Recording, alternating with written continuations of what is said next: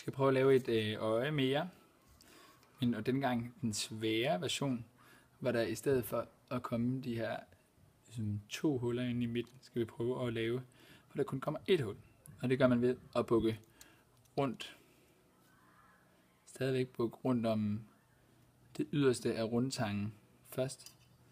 Og så nu her, hvor vi før beholdt tangen her, og viklede videre uden om den anden kæbe, så skal man i stedet for ud og holde sådan her, så man kan vikle direkte ind til sin tråd.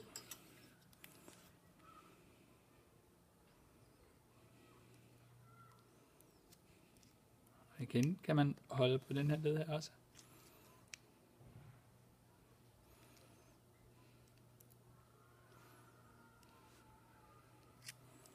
På den måde her, så får man altså lavet et øje, hvor man kun har et hul inde i midten af øjet.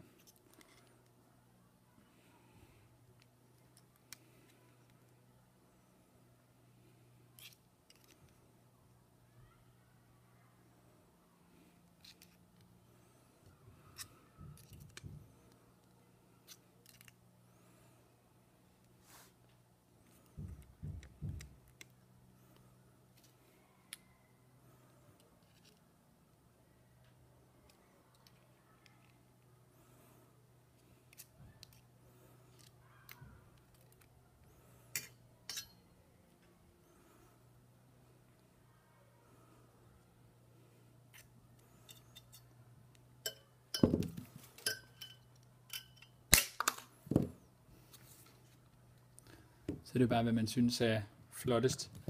Kan man selvfølgelig rette den lidt til sidst, så den ikke ser pillerskæv ud.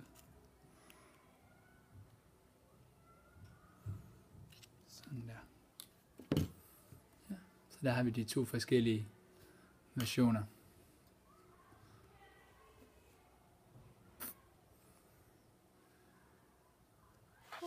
Hun er ikke slået.